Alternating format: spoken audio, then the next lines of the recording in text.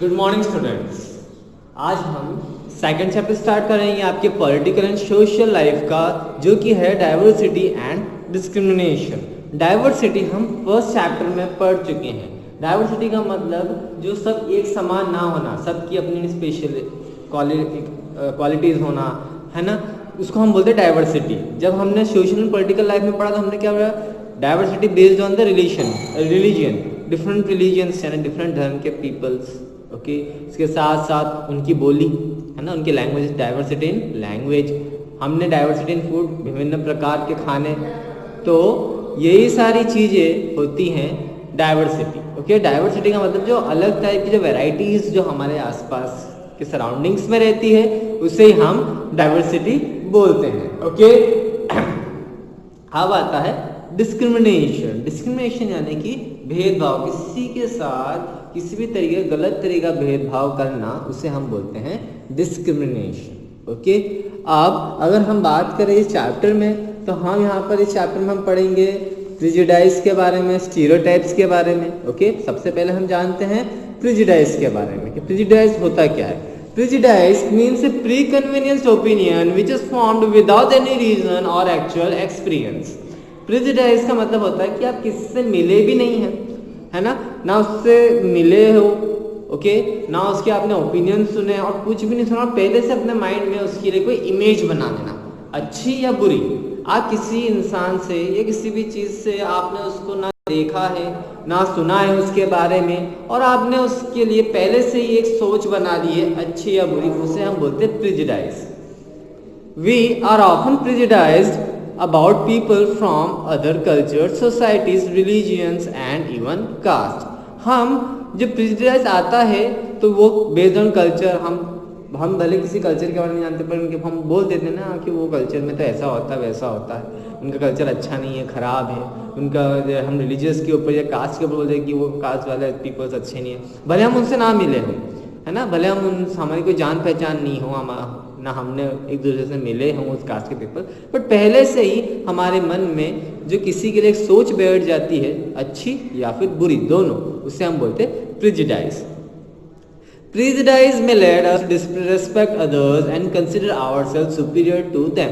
अब अगर अच्छी सोच है तो अच्छी बात है, कोई दिक्कत नहीं, पर लेकिन आप अगर किसी के लिए खराब ही सोच लो, बिना उससे मिले जुले, मीन्स उसके लिए गलत ही सोचे, तो कहीं ना कहीं वो प्रिजुडाइज, जब भी आप कभी उस कास्ट के पीपल से या उस रिलीजन की कम्युनिटी के पीपल से मिलेंगे, तो हो सकता है आप उनके साथ दुर्व्यवहार करें और अपने आप को उनसे बड़ा समझे, जब आप उसके लिए गलत पहले से प्री माइंडेडली आप उसको सोचने लग जाए। ये मीनिंग होता है प्रिजुडाइज का मतलब। और उसका क्या इफेक्ट पड़ता है कि अगर आपने किसी के लिए गलत सोच रखा तो आप उसके लिए हमेशा गलत ही सोचोगे, उसके लिए आप कभी पॉजिटिव नहीं सोच पाओगे आप, या फिर उसके लिए आपके लिए वो हमेशा यही लगेगा कि ये तो ऐसा ही है, खराब इंसान है, इसको आप डिसरेस्पेक्ट करोगे, मतलब उसकी रेस्पेक्ट नहीं करोगे और अपने आप को उससे बड़ा समझोगे।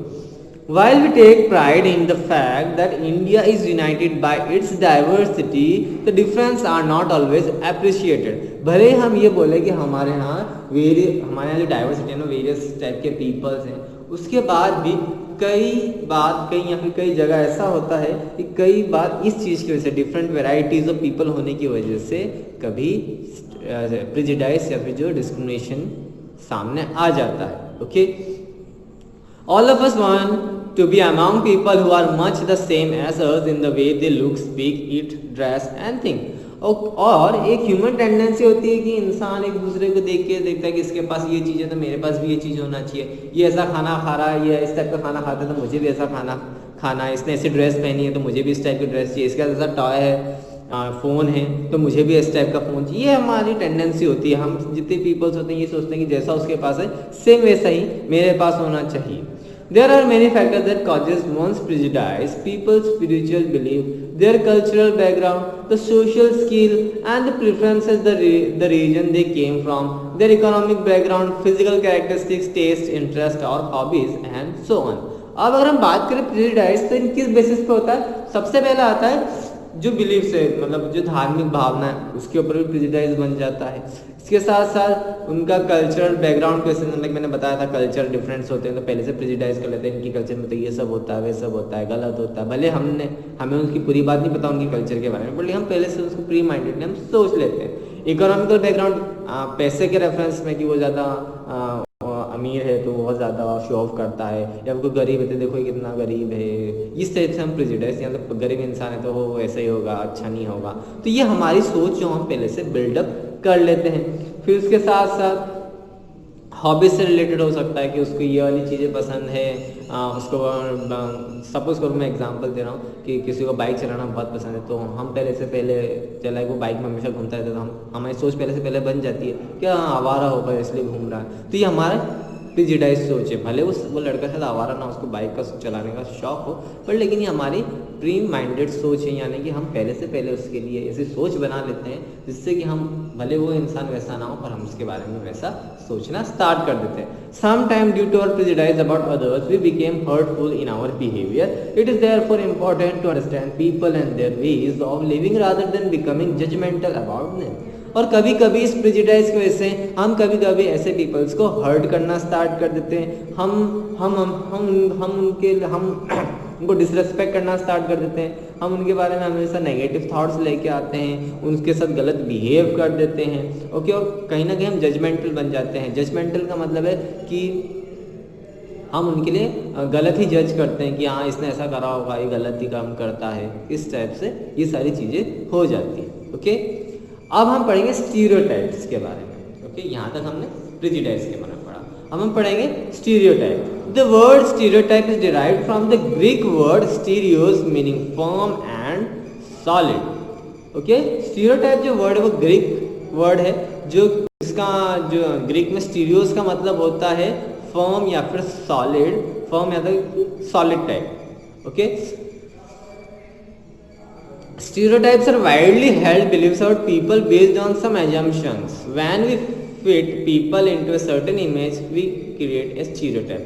Labeling people as cunning, lazy, criminal or naive on the basis of the region, religions, gender, race or economical background is stereotyping. अब स्टीरियोटाइपिंग में भी सेम वही चीज़ होती है जो प्रेजुडाइज में होती है। हम पहले से पहले ही इंसान को मिले बिना ही उसको सोच लेते हैं कि हो सकता है वो इंसान वहाँ से उस एरिया से आ रहा है, तो हो सकता है वो खराब। अब स्टीरियोटाइपिंग में क्या होता है, स्टीरियोटाइपिंग में हम पहले से पहले हम इंसान कि हम अपने अंदर एक सर्टेन इमेज बना लेते हैं जस्ट उसके लुक को देखकर, है ना, जस्ट उसके लुक को देखकर कि कैसा वो दिखने में, हम लोग बोलते हैं कि शायद ये चालाक होगा, नहीं ये आलसी होगा, नहीं हो सकता क्रिमिनल हो सकता है, इसकी ड्रेसिंग सेंस देखो, कैसा इसने कपड़े पहन रखे हैं, कैसा वो कर रखा है। और वो किस बेसिस पे होता है, जेंडर की वजह पे या फिर पैसा खूब है और पैसा कब ज़्यादा है या कम है इसकी वजह से, किस रीजन से आ रहा है कि अच्छा उस रीजन वहाँ तो सब वैसे पीपल रहते हैं तो हो सकता है ये भी ऐसा हो। तो ये हमारी मेंटेलिटी हो जाती है। होता है ना कि किसी एरिया में शायद गुंडे या बदमाश वाले पर्सन्स रहते हैं, तो वहाँ पे ज़रूरी नहीं सभी गुंडे बदमाश वाले, कुछ अच्छे भी रहते हैं, पर लेकिन कोई पर्सन वहाँ से हमारी तरफ आता है तो अच्छा वो वहाँ रहता है, ये ऐसा है, तो हम पहले से पहले हम प्री माइंडेडली हम ये सोच लेते हैं कि नहीं वहाँ से आया है तो हो सकता है ये खराबी हो, है ना। फॉर एन एग्जाम्पल हम स्कूल की बात कर लेते हैं, है ना। सपोज तो 2 डिफरेंट स्कूल से, कोई दूसरे स्कूल से हमारे यहाँ पे न्यू एडमिशन से बच्चा आता, तो हम पहले से पहले उस स्कूल के अच्छा वो स्कूल तो ऐसा ही है, वहाँ पे तो पढ़ाई होती है, तो हो सकता है उस बच्चे के लिए आपके पास नेगेटिव होगी कि उसे कुछ नहीं आता हो, उस स्कूल से आया हो। तो ये हमारी जो ये इस चीज़ को हम बोलते हैं स्टीरियोटाइप। ओके, हमने कि क्या किसी का फिजिकल अपीयरेंस या किस जगह से वो आया है उस बेसिस पे हम उसको कुछ भी समझ लें कि वो चालाक है, उसके लुक पे देखिए, देखो ये ऐसा है, ये चालाक होगा बहुत, देखो ये देखो कैसा आ रहा है धीरे धीरे, बहुत लेजी होगा। तो ये हमारी जो हम मेंटलिटी बनाते हैं इसको हम बोलते हैं stereotypes. It is not fair to stereotype a certain section of the society based on how few people from that section behave or how we perceive their behavior. और कभी कभी ऐसा होता नहीं, किसी कास्ट के पीपल्स बहुत ज़्यादा मीन्स गलत कामों में इन्वॉल्व होते हैं, तो उस कास्ट के पीपल के लिए भी हमारी थिंकिंग बन जाती है, अच्छा इस कास्ट के पीपल तो ऐसे ही रहते हैं, ख़राब रहते हैं, ये लोग ऐसे उल्टे सीधे काम करते हैं, तो ये कहीं ना कहीं गलत है। हर इंसान एक जैसा नहीं होता है। जस्ट बिकॉज उसके कास्ट के पीपल्स ने वाले कुछ पीपल्स, कुछ सब नहीं, कुछ पीपल्स गलत काम कर रहे हैं, इसका मतलब ये नहीं कि पूरी कास्ट ही वो गलत हो सकती है। ओके,